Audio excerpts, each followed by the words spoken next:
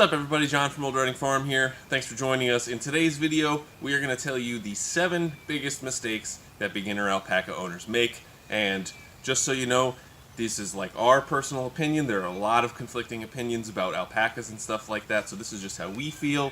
You feel free to raise your alpacas how you want to. This is just our list. Let's get going. So number 1 on the list is keeping boys and girls separate.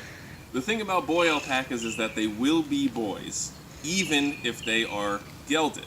So if you have boys with girls, the boys will continually try to breed with the ladies, which can hurt both them and the ladies big time. If one of the ladies is pregnant, that continual breeding could terminate the pregnancy. So you want to be very careful, and number 1 on our list for a reason is keeping boys and girls separate. Number 2 on our list is making sure you get enough alpacas.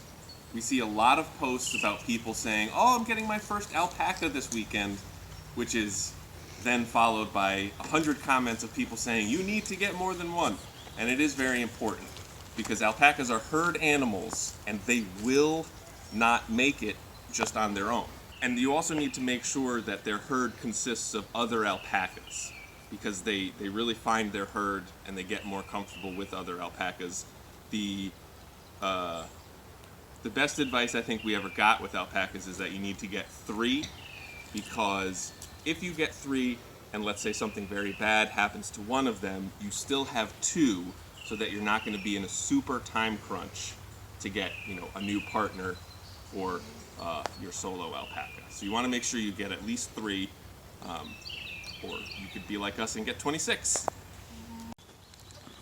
So because alpacas are prey animals, they actually take turns sleeping, keeping 1 or 2 awake, keeping an eye out for predators while allowing the others to sleep, which is very smart, but also, that's another reason why you want to keep them in groups of 3 or more.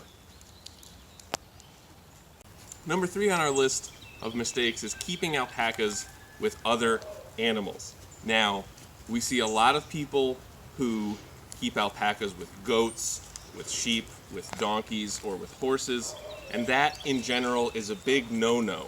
Especially if you're keeping alpacas with horses. The largest alpaca we have on our farm is probably 180 pounds, and she's got a little belly. But horses, I don't know a lot about horses, but I know they're like 1,000 pounds and up.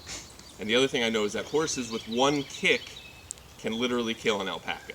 So you're going to see a lot of people out there who keep alpacas with horses, but it's really not that great of an idea, because literally 1 kick from them and your alpaca is gone.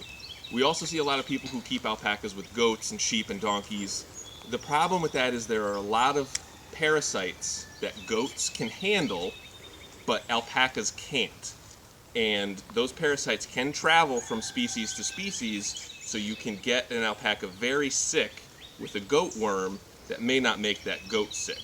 So that's why it's best to keep them in separate pastures, keep their feed separate, just keep them separate. That's the best way to keep your alpacas safe.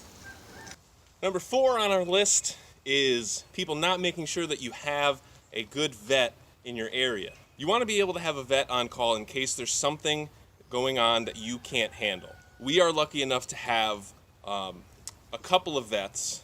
We had one previously at our old house, and now we are about 30 minutes away from a vet who is actually a camelid vet, and she has alpacas herself. They are terrific. They come out for farm calls, usually within the day. And that's very important, because if you have an alpaca who may be sick or is showing symptoms, or like last year when we had a surprise pregnancy and birth, it's super important to be able to have that resource available in case something goes wrong. Because there's a lot of things that you can do as an alpaca owner to, sort of help your alpacas. That's sort of medically, like, Catherine and I give our alpacas ivermectin shots every month. That's something that we can do.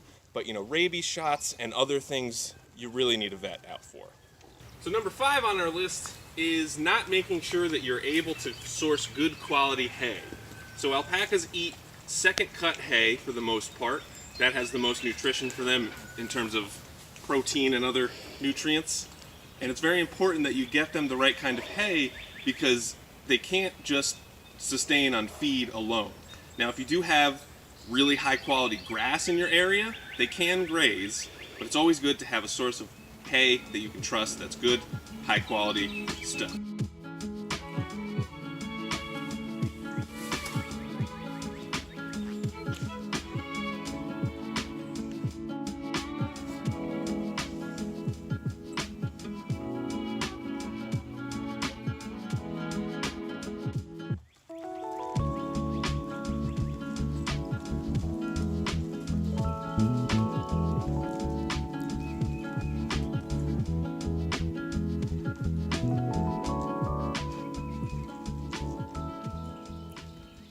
So number 6 on our list is people not giving their alpacas their monthly ivermectin shots. Now this comes with a bit of a caveat. This is really only necessary for people in areas that have white-tailed deer, because white-tailed deer carry something called meningeal worm, which can then transfer to slugs and then get in the ground. And if the alpacas get it, it is fatal, and it is like next to impossible to treat. By the time they show symptoms, like it's already too late.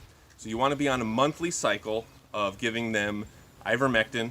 We are on basically a 28-day cycle, which allows us, in case there's something that happens that day and we're not able to do it, whatever you do, it needs to be on a monthly cycle. So that's something, if you're in an area that has white-tailed deer, you just want to be ready for that and prepared to be able to give your alpacas their monthly shots, because if you don't, you'll have to pay somebody to do it, and they cost a lot of money. They being alpacas.